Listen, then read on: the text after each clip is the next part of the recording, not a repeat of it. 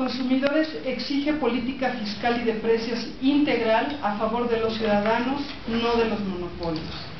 Frente a la escalada de precios y la pérdida de capacidad adquisitiva del salario, Consumidores exige al gobierno una política fiscal y de precios que sea integral y subsidie únicamente a quienes lo necesitan e imponga impuestos proporcionales a los que tienen mayores ingresos. Condenamos que la autoridad permita, por el aumento en las gasolinas del 2%, la especulación de productos y comerciantes para incrementar precios en 10, 20 y 30% que afectan directamente a los consumidores. En el caso de las gasolinas, los subsidios deben redirigirse a los usuarios del transporte público y dejar de estar subsidiando a los automovilistas, que representan a menos del 20% de la población. Se estima que el 67.6% del subsidio a las gasolinas va a los deciles más altos. Una visión integral permitiría hacer llegar de manera más efectiva el subsidio a quien lo requiere y paliar el colapso vial generado por el creciente parque vehicular, reducir consumo de combustibles y emisiones y contribuir así a las políticas de combate al cambio climático. En relación con el aumento generalizado de los precios en varios productos, este responde más a una especulación descontrolada que al impacto directo del precio de las gasolinas. Consumidores demandamos que si el gobierno no está en condiciones de controlar la especulación que ha desatado esta alza, entonces la retire. Le exigimos a la Procuraduría Federal del Consumidor hacer públicos los comparativos de precios a escala nacional y estatal. La Procuraduría debe exhibir a quienes especulan y si no lo sanciona, debe permitir que sean los consumidores quienes lo hagan. De igual forma, el aumento gradual de los precios de los combustibles se venía dando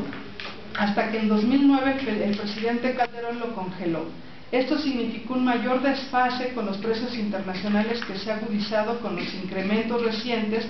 de los precios del crudo en el mercado internacional. Al incremento del precio internacional del petróleo, que está presionando en todo el mundo a aumentar el costo de los combustibles, se suma el incremento en las importaciones de México de alrededor de más del 40% de la gasolina que se consume en el país. Importamos alrededor de 19,000 millones de barriles de gasolinas al año y nos preguntamos, ¿y la refinería? A esta reflexión se suma el hecho de que el aumento del precio de los combustibles fósiles son totalmente participables mediante dos fondos. El primero, de compensación,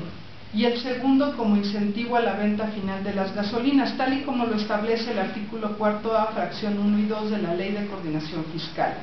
Esto implica que, por ejemplo, Puebla, Oaxaca y Veracruz, estados donde habrá elecciones para renovar gobernadores, cada uno de ellos se llevará como parte del primer fondo 503,822,553 pesos, 370,687,724 pesos y 373,663,512 pesos respectivamente.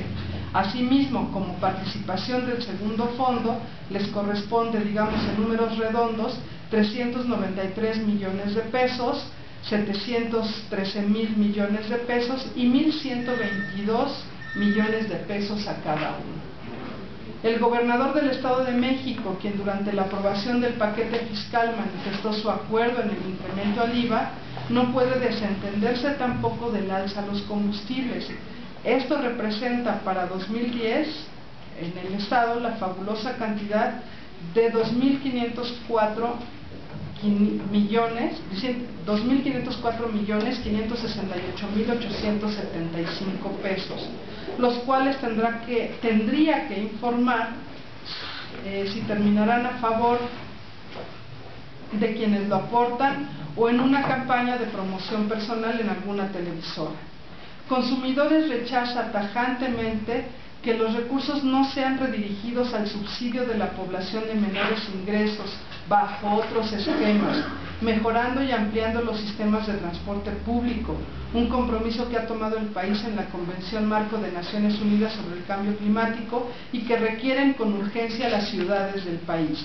El incremento al precio de los combustibles y al gas LP ha detonado una especulación desmesurada de precios en productos básicos como el pan, tortilla, carne o servicios como el transporte en todas sus modalidades, y el incremento del 4.85% del salario quedó rebasado y se vuelve una ofensa para la clase trabajadora.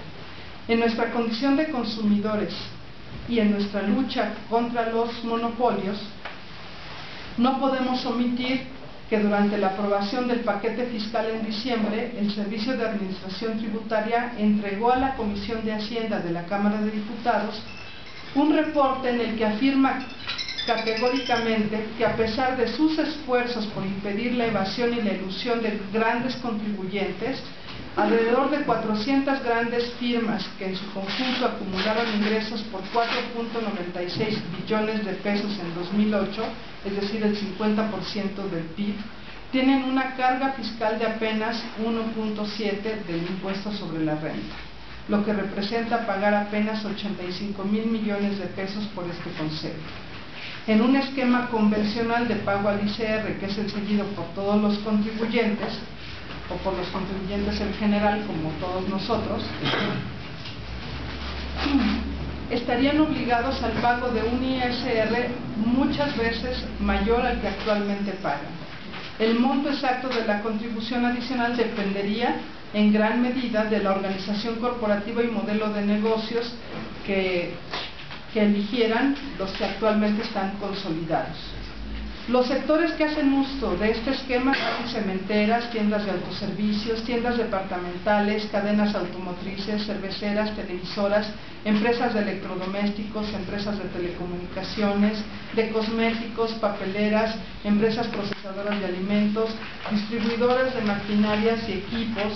refresqueras, constructoras, operadoras financieras, grupos hoteleros, empresas mineras, cigarreras, empresas de transporte y casas editoriales. Por lo tanto, exigimos al gobierno federal, a los gobiernos estatales, al Congreso y a los partidos políticos asumir su responsabilidad frente a los consumidores, pues la carga fiscal la trasladan a los consumidores afectando nuestra economía. No habrá años de recuperación cuando los que menos tienen pagan más. Eso lo deben entender desde los pinos hasta los congresos y las casas de gobierno en los estados. De igual forma, tiene que haber transparencia en el uso de los recursos en los estados. La tan anunciada reforma fiscal para abril de este año tiene que pasar por la obligación del Estado mexicano de velar por sus ciudadanos y no por proteger a un grupo de privilegiados, que como el mismo SAT lo afirma, no es solidario ni equitativo con lo que paga de impuestos respecto de sus utilidades. La idea de un IVA generalizado del 12% y un 25% al ISR, como lo promueve el PRI, tendría un mayor impacto nuevamente en los consumidores de menores ingresos. La progresividad del impacto fiscal no estaría reflejada y solo sería un mensaje definitivo de su desdén hacia millones de ciudadanos. Como lo hemos advertido, si las grandes empresas pagaran impuestos proporcionales al resto del país, al resto de los ciudadanos, si las prácticas monopólicas fueran combatidas eficazmente, si los consumidores tuviéramos los derechos a actuar de manera colectiva en los tribunales, nos encontraríamos con un país caminando hacia adelante, avanzando, con mayor competencia, menores precios y mejor calidad de los productos y servicios. Ya lo hemos dicho y lo reiteramos, 2010 será el año de los consumidores.